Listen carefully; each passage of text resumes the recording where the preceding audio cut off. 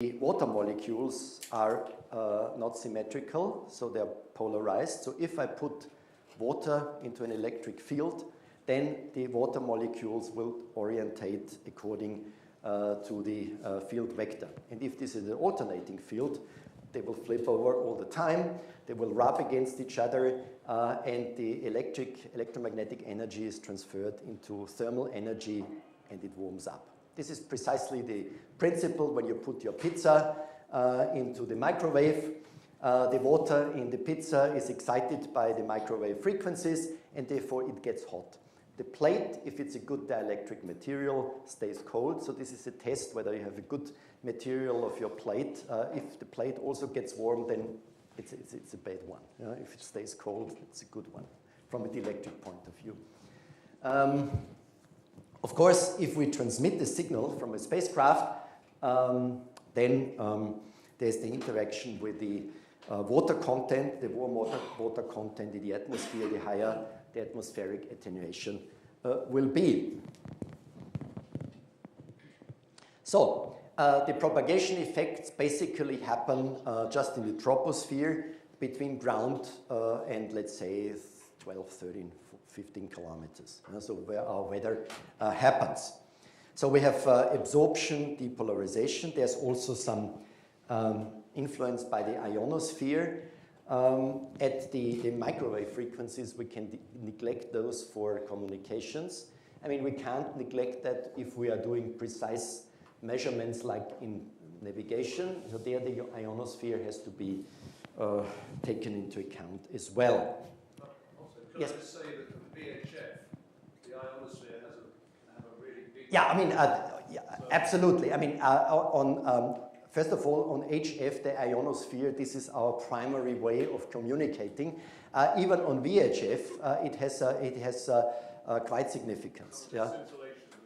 Scintillation, these are changes in the refraction index, which means that we get higher fluctuations. Yeah? Scintillations also occur due to different effects at very high frequencies. So at Ka band, for instance, the troposphere is layered, yeah? And if the troposphere is turbulent, then the refraction index can change rapidly, and then you may have several dBs of variation. Yeah? I can remember we did once a transmission on the Olympus spacecraft at 30 gigahertz. It was a beautiful hot summer day, not a single cloud in the sky, and the signal was changing wildly, yeah? Very short, so about 20, 30, 100 hertz. Yeah? First of all, we were thinking there's a malfunction in the equipment. It wasn't. This was scintillation. Unfortunately, we didn't record that. Yeah? It would have given a very nice result. At present, we have a 40, 50 gigahertz ground station in Graz, and one purpose is, the ESA contract, is to study these effects, in particular scintillation. Yeah? When we come to precipitation, the raindrop size is important. I mean, if the size of the drops is in the order of magnitude of the wavelength, then maximum absorption takes place. And therefore it's clear, I mean, drop can be something. Hail corn can be much larger. And when we go to 10 gigahertz, then the wavelength is 3 centimeters. Yeah? So therefore, attenuation can be very high.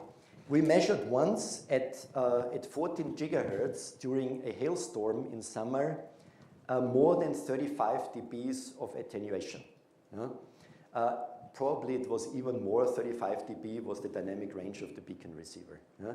I mean, when you go to Ka band, that can be 50 dB in an extreme situation or more. Yeah? Wet snow is bad, dry snow is less critical, and hail is really the killer. Yeah, I mean, if a big hail cone falls down on your head, it can be a real killer.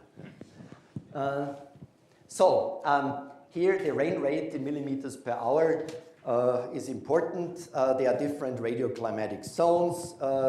Here is just an example for Europe.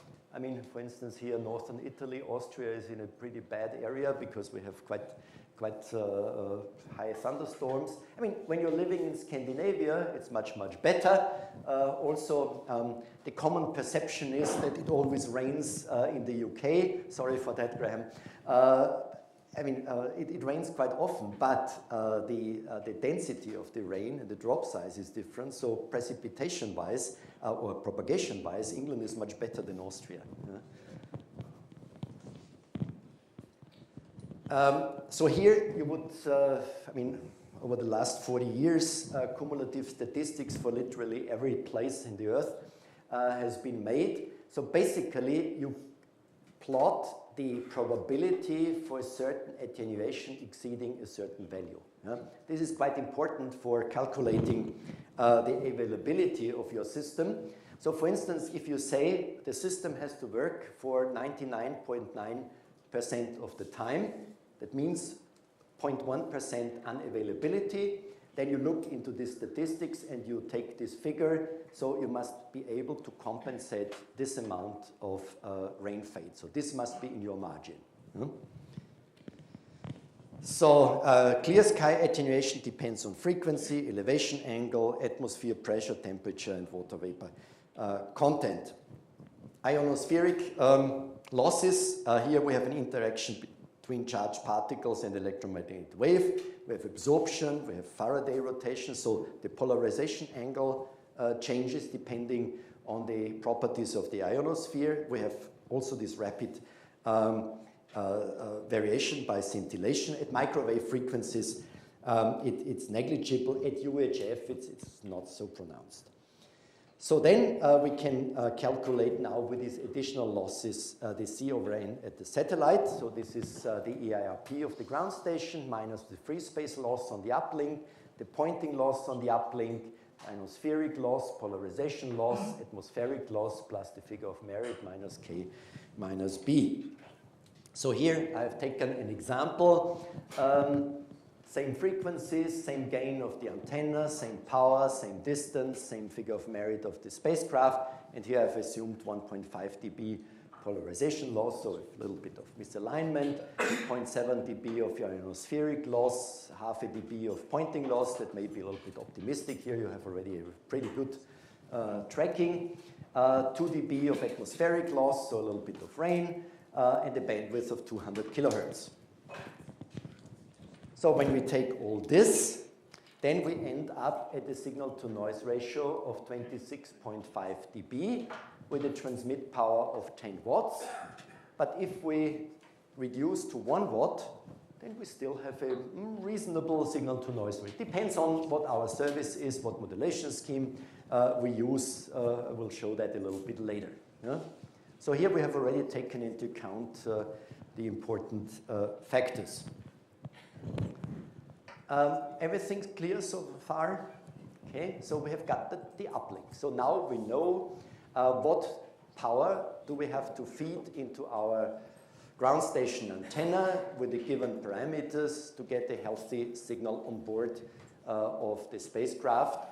Later on you will see that's not all, because here I've assumed just thermal noise. There may be other contributions like interference, so we have to take into account the interference level as well. And the interference problem have been discussed exhaustively over the last 2 days. So now let's go to the downlink. So here we have a maximum available power of the satellite. Then the EIRP that's radiated towards the ground station now depends on the drive level. So basically we can take the maximum minus a value which is called the backoff. So not necessarily we'll drive it at full output power, so it may be reduced. So in this example here, we're transmitting half watt into a 0 dB omnidirectional antenna, and then I reduce the output by 1 dB. I mean, that can also be some loss of a cable in between the transmitter and the antenna on the spacecraft, because a little bit of cable will always be needed so that you directly have the output transistor attached to the feed of the antenna. May happen, but in most cases it's not. So we have an output EIRP of -4 dBW. And now we're going the same thing the other way around. Earth station antenna. The Earth station antenna will grab noise from the sky and also, I mean, some noise from surrounding objects. Yeah? And as I told you, any object radiates. We radiate. We are microwave sources. Yeah? I mean, radio sources. Yeah? But if I have a highly directional antenna with very small side lobes, then I will grab very little from the surroundings. What I will get in is galactic noise. But this is not that high. So it's different to what we have seen in the opposite direction, because the spacecraft sees the Earth as a radiating source. Above 2 gigahertz, the dominant contribution comes from non-ionized region of the atmosphere, and this also depends on the elevation angle. Yeah? So here's just a picture, the antenna noise versus frequency here at different elevation angles. I mean, here when you look straight, then you get less noise from the atmosphere. Here you see some distinct points. This is the resonance frequency of the water vapor at 22 gigahertz, and here at 60 gigahertz, there's the resonance frequency of oxygen. So these are two frequencies which are no good for satellite communications. But since there's such agreed for spectrum, 60 gigahertz is now interesting for indoor communications and short-range communications.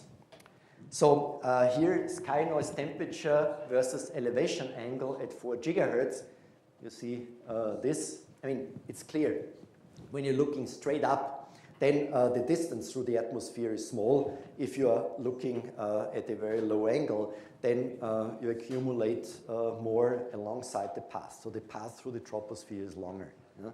So for instance, in Spitsbergen, this is about the limit where you can see a geostationary satellite. The antenna is practically vertical, but when there's a little bit of rain, typically you lose the link because there's such a long path through the troposphere. So, availability, I mentioned that before. So this is the percentage of time in which a certain quality of service is met. So we can say quality of service requirement is a bit error rate of 10 to the minus 6 for 99.9% of the time. So this is something you, as the service provider, have to specify. I mean, the more 9 you have behind the comma, the more complex and the more expensive the system becomes. I mean, in the old days, the terrestrial, Manfred is the expert, he would confirm that. The specification for the analog telephone was availability of 99.9999%. So 49 after the comma. Cell phone is way, way behind. Yeah? So, I mean, this is something which the operators keep secret, but when you look carefully, for legal reasons, they guarantee 95.0% availability, so that you are not able to sue them. I mean, normally you would get something like 98, 99% over the time. But it happens that a network is out for a couple of hours. Yeah? So 0.1% means 8.76 hours per year. 0.01% is 53 minutes per year outage. So availability at microwave frequencies is directly related to precipitation time statistics. So here is the absorption due to water vapor. At clear sky, this is per kilometer, this is more or less constant. Here we have the water vapor resonance frequency and the oxygen resonance frequency. So, the atmosphere is a lossy line. So that means not only it will attenuate our signal. We learned before any lossy line is an additional noise contribution. Yeah? So the higher the attenuation through the atmosphere is, the higher the temperature, additional temperature in our ground